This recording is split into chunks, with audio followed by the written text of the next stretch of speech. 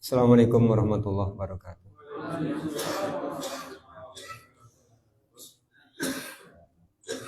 Innal hamdalillah nahmaduhu wa nasta'inuhu wa nastaghfiruh. Wa na'udzu billahi min syururi anfusina wa min sayyiati a'malina may yahdihillahu fala mudhillalah wa may yudlilhu fala hadiyalah. Asyhadu an la ilaha illallah wahdahu la syarika lahu wa anna Muhammadan abduhu wa rasuluh.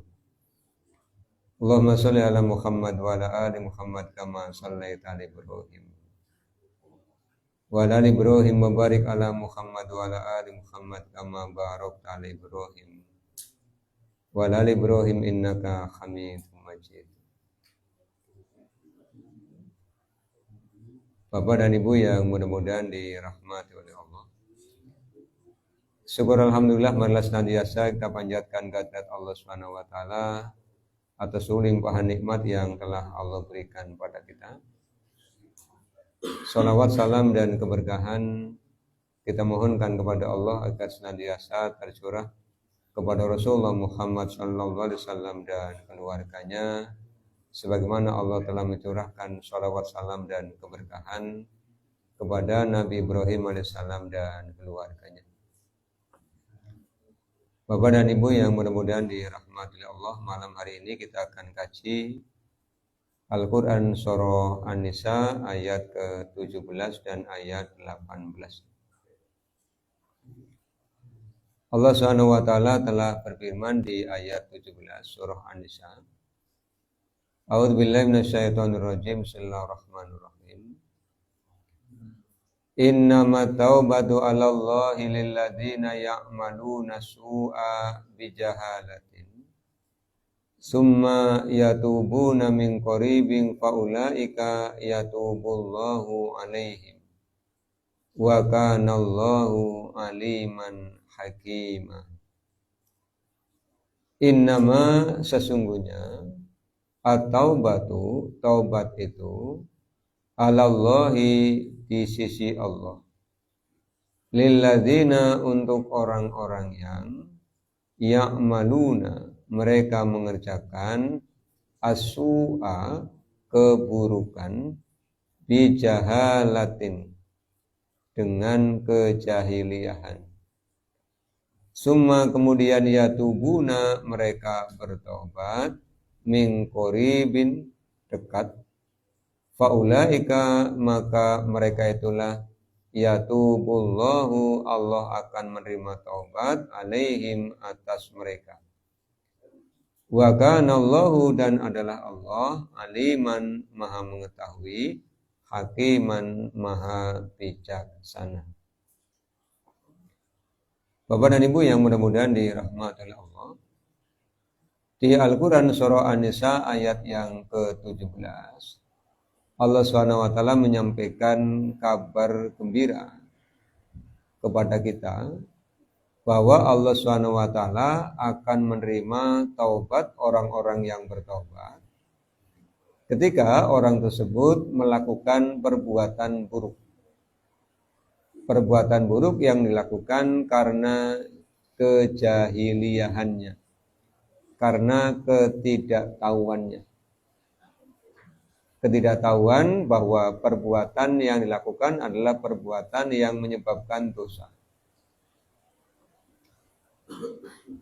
Sesuatu yang menyebabkan kita dianggap berdosa adalah ketika ada perintah-perintah Allah yang datang kepada kita, kemudian kita mampu untuk melaksanakannya, tetapi tidak mau untuk melaksanakan. Maka ini menyebabkan terkena dosa. Demikian juga ketika ada larangan Allah kemudian larangan itu dikerjakan, maka orang yang mengerjakan larangan Allah itu juga terkena perbuatan dosa. Tetapi ada kalanya, Bapak dan Ibu, ada orang tidak melaksanakan perintah Allah bukan karena tidak mau, tetapi karena tidak tahu. Ini yang dimaksud dengan orang yang melakukan keburukan karena kejahilian. Syariatnya sudah ada. Bersamaan dengan selesainya aturan al-Islam yang diberikan oleh Allah kepada Rasulullah. Rasulullah wafat, aturan al-Islamnya sudah sempurna. Tetapi tiap-tiap orang yang beragama Islam, kadang ada yang sudah tahu, ada yang belum tahu. Karena ketidaktahuan, perintah diabaikan. Ini kan tetap merupakan perbuatan buruk. Ketika perintah itu menjadi sebuah kewajiban. Ambil contoh Bapak dan Ibu yang terkait dengan keseharian. Misalnya Rasulullah SAW itu menyampaikan perintah. Kata Rasulullah, kulu wasrobu biyaminihi wala ta'kulu wala tasrobu bisimalihi. Fa inna syaitona ya'kulu wa yasrobu bisimalihi. Makanlah dengan tangan kanan, minumlah dengan tangan kanan. Jangan makan dan minum dengan tangan kiri. Karena sesungguhnya syaitan itu makan dan minum dengan tangan kiri. Ada orang yang sudah mengetahui perintah ini, kemudian saat makan dan minum, dia menggunakan tangan kanan. Ketika ditanya, kenapa makan dan minum dengan tangan kanan?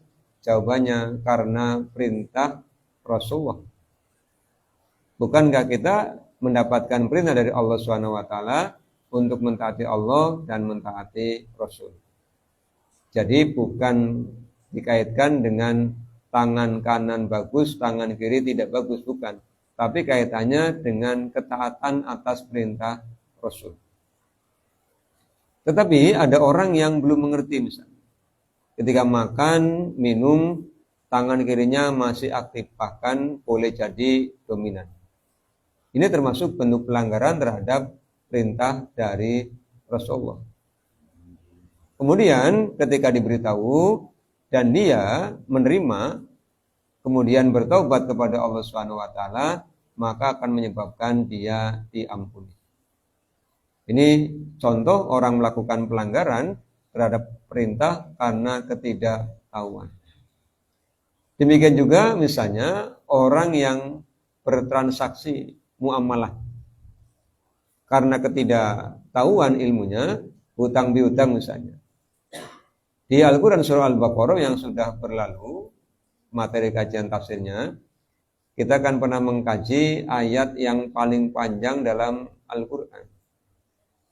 Di situ Allah SWT memberikan perintah, kalau kita bertransaksi tidak tunai, ada kewajiban untuk mencatat. Ya ayyuhalladzina amanu, idza tadayantum bidainin ila ajalin musamman faktubu. Disuruh dicatat. Kemudian ada orang muslim bertransaksi tidak mencatat transaksinya. Sehingga ketika orang yang berhutang mau membayar, dia bertanya. Yang menjual lupa, yang utang tidak ingat. Jadi sama ya Pak. Yang ini lupa, yang itu tidak ingat. Begitu mengucapkan nominal, ternyata selisih. Akhirnya bertengkar. Ini kan namanya melakukan pelanggaran karena ketidaktahuan. Lah setelah tahu, setiap bertransaksi itu dicatat. Ini namanya orang yang melakukan pelanggaran, diberitahu, kemudian dia bertobat kepada Allah Subhanahu wa Ta'ala. Kemudian kabar gembira berikutnya bisa kita lihat di Al-Quran surah Asy-Syumar ayat yang ke-53. Allah menyampaikan, Qul ya ibadiyalladzina asrafu ala anfusihim la taqnatu mir rahmatillah innallaha yaghfirud dzunuba jami'a innahu huwal ghafurur rahim. Qul katakanlah wahai Rasul, Kepada siapa? Kepada orang yang mendapati Al-Quran.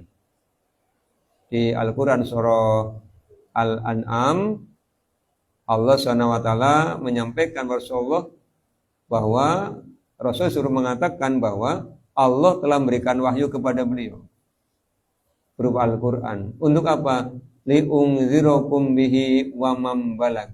Al-Quran dijadikan sebagai peringatan untuk orang yang menyaksikan Al-Quran itu turun, wa man balag, dan orang yang Al-Quran sampai kepadanya.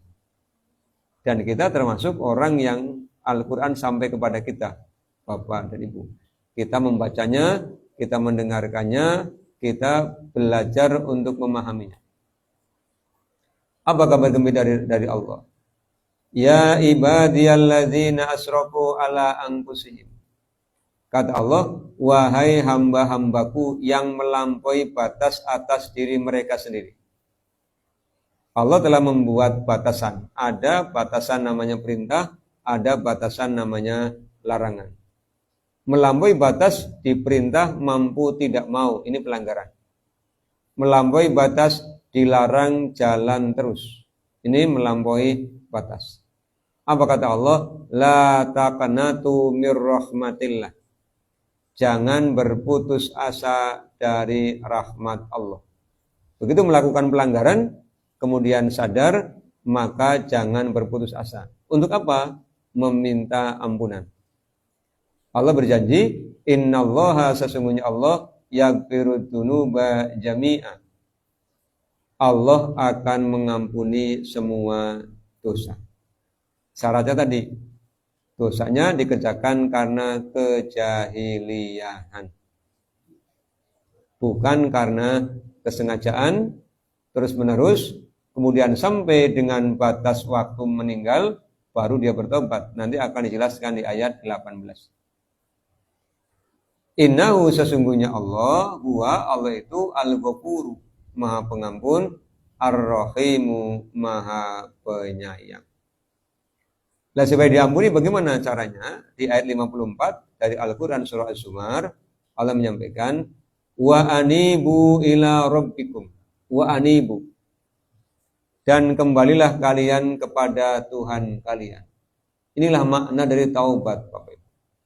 Dari kata taba yatubu taubatan, kembali kepada Allah. Maknanya apa? Meninggalkan kemaksiatan untuk melaksanakan ketaatan. Itu namanya taubat. Makanya perintahnya wa anibu ila rabbikum. Nah, supaya taubatnya diterima, Allah minta kita apa? Wa aslimu lahu. Wa aslimu, dan tunduklah kalian kepada Allah. Min qabli, sebelum ayatiyakumul adzabu, sebelum Allah datangkan kepada kalian siksaan. Diawali dengan dicabutnya ruh, dicabutnya nyawa, kemudian tidak sempat bertobat padahal sedang bermaksiat. Ini adalah awal datangnya siksaan. Sebelum nanti berlanjut di barzakh, berlanjut di mahsyar, berlanjut di neraka. Itu yang Allah ancamkan.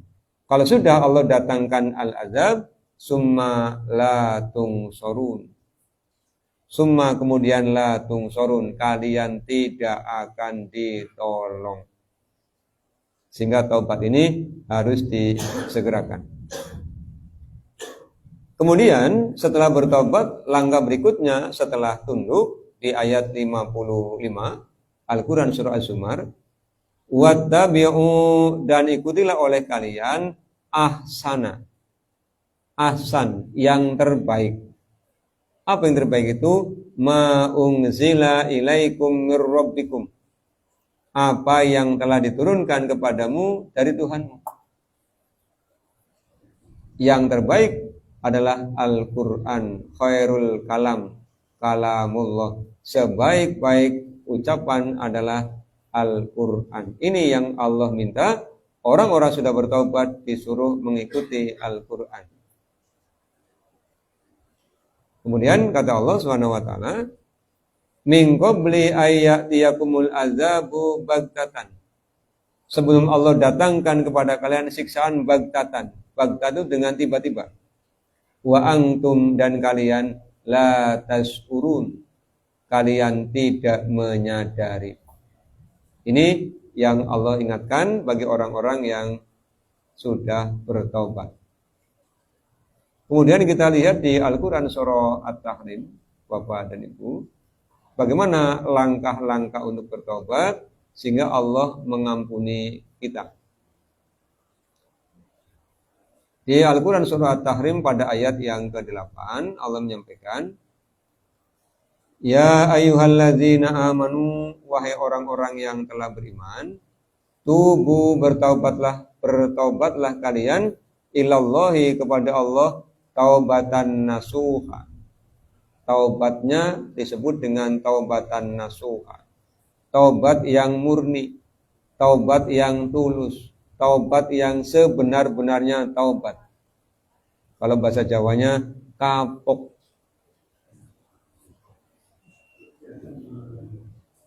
Kapoknya tambahi cipok ya Pak. Kapok cipok. Bukan apa namanya? Taubat sambel begitu ya. Bukan taubat sambel. Begitu merasakan pedas, kemudian menyesal, besoknya makan lagi. Besoknya makan lagi, tidak.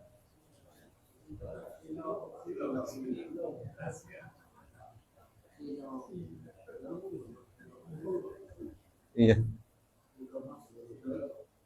Kalau taubat nasuha itu taubat yang sebenar-benarnya taubat. Langkahnya, Bapak dan Ibu, untuk sampai kepada taubat nasuha, langkahnya yang pertama adalah menghentikan perbuatan dosa. Jadi dosanya itu harus dihentikan. Jangan sampai bertaubat tetapi dosanya tetap dikerjakan. Stop. Jadi kalau bilang kepada Allah, ya Allah, aku bertobat kepada Engkau, dosanya dihentikan. Inni tubtu ilaika, sesungguhnya aku bertobat kepada Engkau ya Allah. Dosanya stop. Kemudian yang kedua, langkahnya adalah setelah dosanya dihentikan ya. Langkah yang kedua adalah menyesal. Munculkan perasaan menyesal dalam hati dan jiwa. Sehingga jangan sampai setelah bertobat di kemudian hari dosanya diceritakan pada orang lain. Apalagi dengan penuh kebanggaan. Stop. Jangan ceritakan kepada orang lain, jangan ceritakan pada keluarga, jangan ceritakan kepada anak-anak. Khawatir nanti malah menginspirasi. Nanti anaknya malah berpotensi ingin niru. Oh, Bapak juga dulu pernah begini. Anaknya ingin menginspirasi. Akhirnya kemudian nanti menjadi perkara di kemudian hari. Sudah, stop. Jangan jadi orang yang celaka. Orang celaka siapa? Orang yang berbuat dosa pada malam hari, Allah tutupi, kemudian pagi harinya dia menceritakan pada orang lain. Ini orang celaka. Sudah Allah tutupi. Harusnya menyesal. Kemudian yang ketiga, berjanji kepada Allah untuk tidak mengulangi. Yang keempat, kalau dosa itu terkait dengan manusia, kalau mendolimi orang lain, menyakiti orang lain, maka wajib datangi untuk minta dihalalkan. Minta dihalalkan. Kalau menyakiti fisiknya ya minta dihalalkan. Kalau menyakiti hatinya ya minta dihalalkan. Kalau mengambil hartanya maka harus dikembalikan. Jadi jangan sampai bertobat tapi hartanya dicekali terus. Maaf ya, tapi ini tidak dikembalikan. Ya tidak bisa kembalikan. Ini langkah-langkah bertobat. Kalau sudah melakukan langkah-langkah itu, asa rabbukum ayyukaffiru ankum sayyi'atikum. Kata Allah, asa rabbukum. Boleh jadi Tuhan kalian ayyukaffiru ankum. Ayyukaffiru maknanya bisa menutupi dari kalian sayiatikum, kesalahan-kesalahan kalian, keburukan-keburukan kalian. Boleh jadi ayyukaffiru itu maknanya adalah menghapus. Karena Allah Subhanahu wa taala juga menyebut dirinya adalah Al-Afu, yang maha memaafkan. Kalau Al-Ghafuru maha pengampun, kalau Al-Afu maha memaafkan. Jadi setelah diampuni, dimaafkan. Setelah ditutupi, dihapus. Kalau sudah dihapus, wa yudhilakum jannatin tajri min tahtihal anhar. Dan Allah akan masukkan kalian ke dalam surga yang mengalir di bawahnya sungai-sungai. Ini yang Allah janjikan di ayat 8 dari Al-Quran surah At-Tahrim. Kemudian Allah menyampaikan, yauma, pada hari la yuhzillahun nabiyya, pada hari Allah tidak akan mengecewakan Nabi, walladzina amanu, dan orang-orang yang telah beriman, ma'ahu, bersamanya, bersama Nabi. Jadi pada hari Allah tidak akan mengecewakan Nabi, karena Allah akan menepati janjinya. Kalau Bapak Ibu ingat doa yang diajarkan beliau ketika kita disuruh menirukan bacaan muadzin, kemudian kita disuruh bersolawat kepada Allah untuk Nabi, dan kita disuruh berdoa. Itu kan pada ujung kalimatnya, wa'attah, yang telah engkau janjikan. Allahumma rabba hadhihi da'wati tammah wassolatil qa'imah ati Muhammadan al-wasilata wal fadilah wab'ashu maqamam mahmudanil ladzi wa'attah. Wa'attah, yang telah engkau janjikan ya Allah. Kita bermohon kepada Allah agar memberikan yang Allah janjikan untuk Nabi. Apa yang kita minta? Al-wasilah. Al-wasilah, kata Rasulullah, fa innaha manzilatun fil jannah, sebuah tempat yang ada dalam surga. Wal fadilah, keutamaan. Nabi Muhammad adalah nabi yang paling utama. Kemudian wab'ashu maqamam mahmuda. Kita minta kepada Allah agar ketika membangkitkan Nabi Muhammad